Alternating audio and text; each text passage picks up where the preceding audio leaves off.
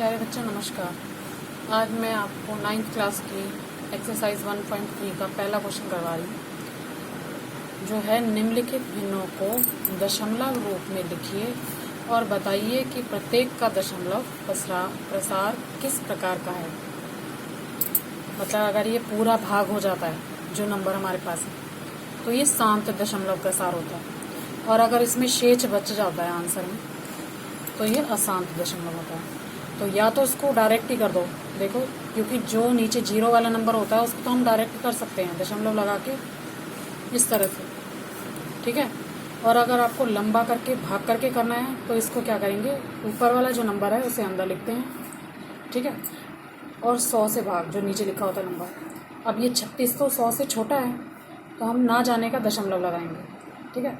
उसके बाद हम एक जीरो अपनी तरफ से, मतलब दशमलव के बाद हम जीरो लगा सकते हैं। तो 100 का पहाड़ा अगर मैं पढ़ूँ तो 300 पे 3 बार जाएगा ये, यानी कि 100 या 300, तो बचा मेरा 60, ठीक है। क्योंकि मैंने दशमलव यहाँ पे लगाया हुआ है तो मैं एक जीरो तो उतार ही सकती हूँ। दशमलव लगाने के बाद जितनी बार मैं डिवाइड करूँगी तो हर बार मैं एक जीरो लगा सकती हूँ। तो ये जाएगा 100 का पहाड़ा 6 तक, 600, ठीक है। तो ये पूरा डिवाइड हो गया। देखो यही आंसर मैंने ऊपर वैसे ही लिख दिया था, क्योंकि हमारे पास जब नीचे जीरो वाली संख्या होती है ना तो डायरेक्ट इस तरह से लिख सकते हैं। अगर आपको नहीं आता है तो जितने संख्या नीचे है, जीरो जितने नीचे हैं उतने नंबर के पीछे दशमलव लगाना होता है, ठीक है। तो ये हमारा आंसर क्या हुआ, इसका उत्तर बराबर 0.36, क्योंकि ये पूरा डिवाइड हो गया, नीचे क्रॉस आ गया तो ये शांत दशमलव प्रसार है, ठीक है। इसी का सेकंड पार्ट है बच्चों 1/11, यानी कि 1/11, ठीक है। क्वेश्चन करने का सेम तरीका है। ऊपर वाला जो नंबर होता है उसको हम अंदर लिखते हैं, ठीक है, और जो नीचे वाला नंबर होता है यानी कि हर, उसे हम बाहर लिखते हैं। पहले मेरे को 11 के पहाड़े में एक तो आ ही नहीं सकता क्योंकि ये तो बहुत छोटा है इससे, ठीक है। तो ना जाने का सबसे पहले हमें दशमलव लगाना पड़ेगा, चाहे पहले जीरो लगा के दशमलव लगा दो चाहे खाली लगा दो, वो आपकी मर्जी है, आपको जिस तरह से समझ आता है, ठीक है। अब मैंने अगर दशमलव के बाद जीरो लगाई भी तो वो भी इससे छोटा ही होगा, वो भी इससे छोटा ही हुआ है ना, इससे बड़ा तो नहीं है। 10 छोटा है और 11 बड़ा है, इसका मतलब मुझे एक जीरो और चाहिए, ठीक है। अब जब दशमलव के बाद मैंने जीरो लगाई है ना, एक जीरो तो मैं लगा सकती हूँ। अगर मुझे इससे ज़्यादा जीरो चाहिए, यानी कि अगर मुझे यहाँ पे एक और जीरो की ज़रूरत पड़ेगी तो मुझे यहाँ भी जीरो लगानी पड़ेगी। दशमलव के बाद हम एक जीरो उतार सकते हैं, अगर उसके बाद ज़रूरत पड़ती है तो उसके बाद यहाँ भी जीरो आएगी और यहाँ भी। अब जाएगा किस पे, 11 के पहाड़े पे 11 निम 99। अब फिर से मेरे पास कितना बचा, एक, ठीक है।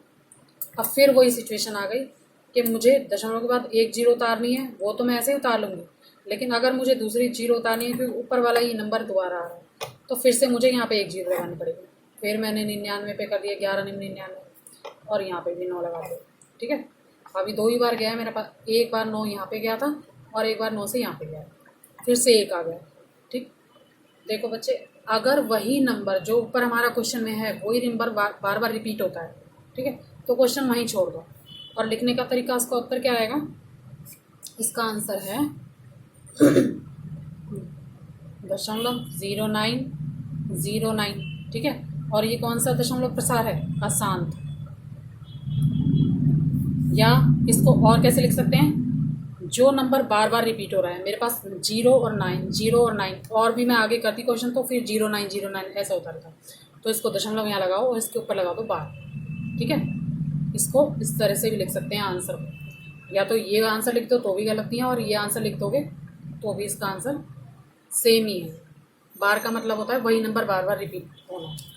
अगला क्वेश्चन मैं कर रही हूँ, क्वेश्चन नंबर 3, इसी का पॉइंट है अगला। ये है, देखो बेटे, मिश्र संख्या है, ठीक है।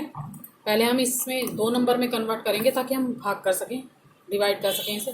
तो किस तरह से करते हैं, बहुत से बच्चों को आता भी होगा, इन दोनों नंबर को गुणा करते हैं और ऊपर वाले को जमा कर लेते हैं।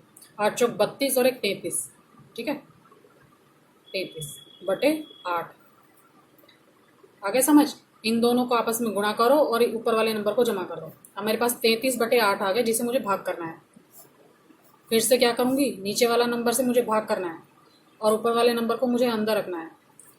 अब फिर से 8 के पहाड़े में 32 आता है, 33 नहीं आता, 8 चौक 32, यानी कि एक बार तो ये चला जाएगा ऐसे बिना दशमलव लगाए। ठीक है, 8 चौक 32 पे चला गया, एक यहाँ से बच गया मेरे पास। अब आगे करने के लिए, क्योंकि मुझे जीरो लगानी पड़ेगी आगे क्वेश्चन को बढ़ाने के लिए, तो मैं यहाँ पे दशमलव लगा दूँगी। ठीक है, फिर 8 का पहाड़ा 1 पे ही आएगा, क्योंकि 8 एकम 8 पे ही जा सकता है, इससे बड़े नंबर पे नहीं जा सकता।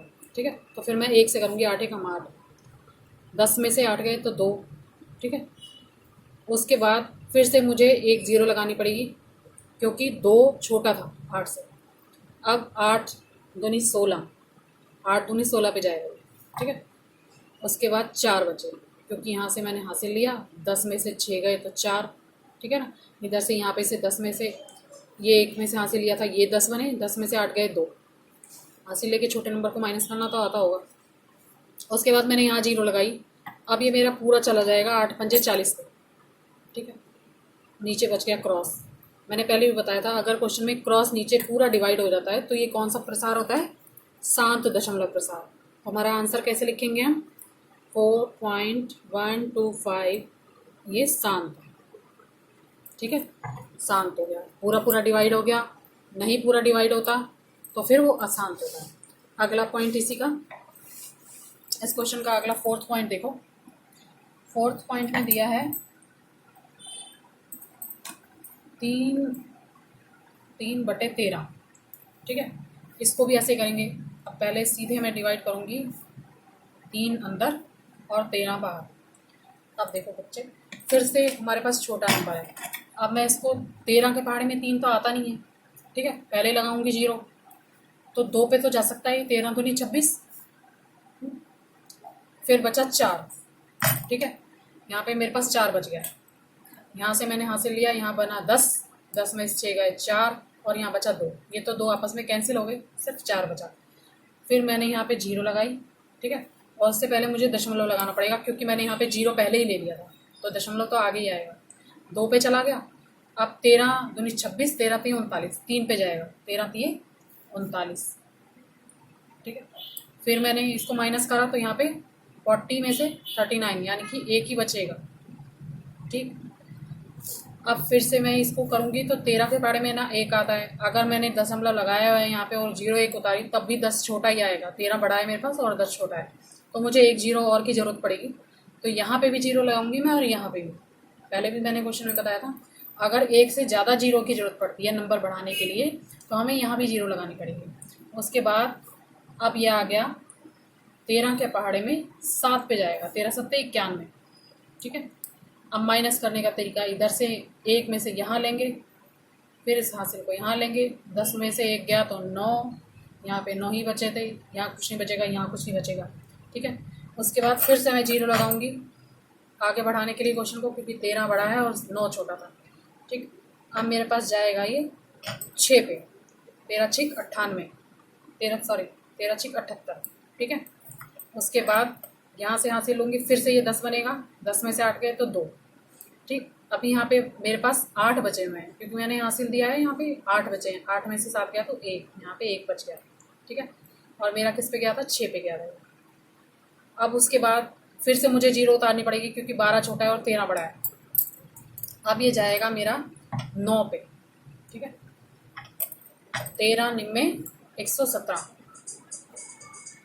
उसके बाद यहाँ से हासिल लेंगे, 10 बना, 10 में से 7 गया 3, सिर्फ 3 बचेगा यहाँ पे, क्योंकि आगे वाले सारे कैंसिल हो जाएंगे। 1 बचेगा, 1 में से 1। अब यहाँ पे जीरो लगाऊंगी, फिर उसके बाद यहाँ पे फिर 2 पे जाएगा, 13 दूनी 26, 10 में से 4 बचे, फिर मैंने जीरो लगा दी आगे क्वेश्चन बढ़ाने के लिए, तो यह आ जाएगा 13 3 39। ठीक है, देखो यहाँ पे बचा, फिर से 1 बचा, यहाँ पे मेरा 39 आया था, 4 बचा था, और यहाँ पे 1 बचा था। ठीक है, तो इसका आंसर वापस देखो, ऊपर से कहाँ से स्टार्ट करा था हमने, 4 भी आ गया यहाँ पे, और इससे पहले 3 आ गया। ठीक है ना, तो जहाँ से हमने शुरू करा था वहाँ से क्वेश्चन रिपीट हो गया। अब 1 बच गया। अगर मैं वापस से शुरू करूँ क्वेश्चन को, तो ये फिर से आता रहेगा, ये फिर से आता रहेगा, ये फिर से आता रहेगा। तो आंसर हमारा हम यहीं पे ख़त्म कर देते हैं, शेष बच गया हमारा 1। तो इसका आंसर इस तरीके से लिखेंगे कि उत्तर 0.230769 तक। देखो बच्चे यहाँ से रिपीट हो रहा है, ये 2 दोबारा आ गया ना, तो मैं इतना ही लिखूंगी क्योंकि वापस ये रिपीट हो रहा है, इसको नहीं लिखूंगी, इतना लिखूंगी और इसके ऊपर लगा दूंगी बार और ये हो जाएगा अशांत।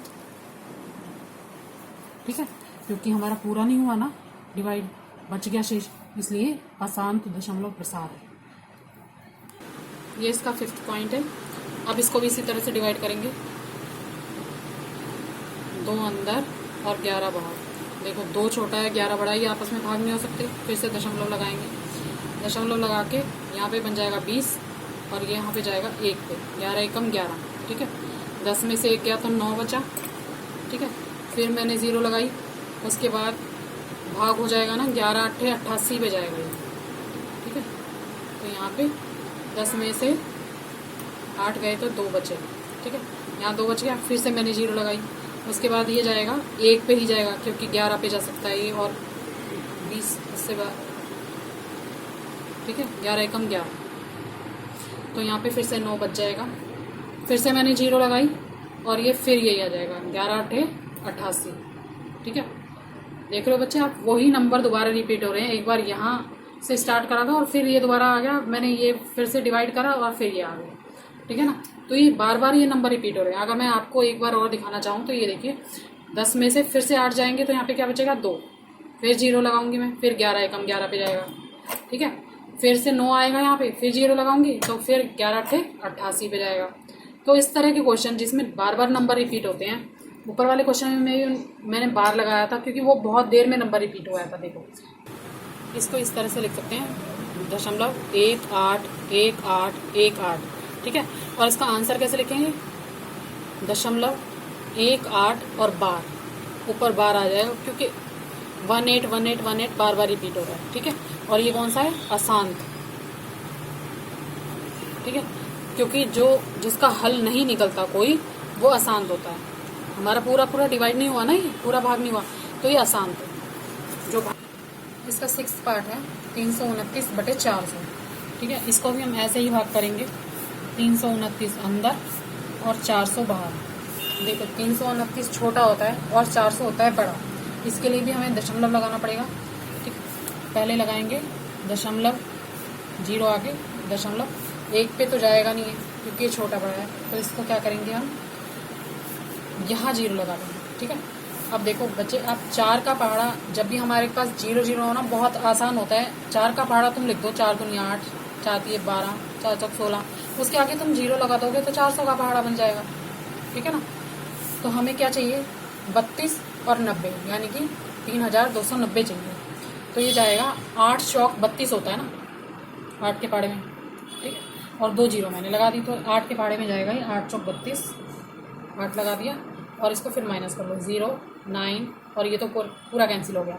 अब मैं 1 0 और लगा सकती हूँ क्योंकि 90 तो जाएगा नहीं 400 पे, तो मैंने 1 0 और लगाई और 2 पे डिवाइड करा ऐसे, 4 दूनी 8, 8 लगाती हो तो 0। ठीक है, सीधा 100 बच जाएगा यहाँ पे, माइनस करोगे तो। अब 100 तो जाएगा नहीं, 400 से छोटा है, फिर से मैंने 1 0 लगाई और ये जाएगा 4 दूनी 8, फिर से 2 पे जाएगा। ठीक, 0 0, 10 में से 8 गए तो 2। ठीक है, फिर से मैं 1 0 लगाऊंगी और 8 पंजे 40, पूरा ये डिवाइड हो जाएगा यहाँ पे और क्रॉस बच जाएगा, यानी कि आंसर जो हमारा निकला है वो क्या होगा, ये 0.8225 पूरा डिवाइड हो रहा है, नीचे क्रॉस आ गया, इसका मतलब ये शांत। आज की वीडियो में बच्चों इतना ही। वीडियो देखने के लिए बहुत बहुत शुक्रिया, थैंक यू वेरी मच।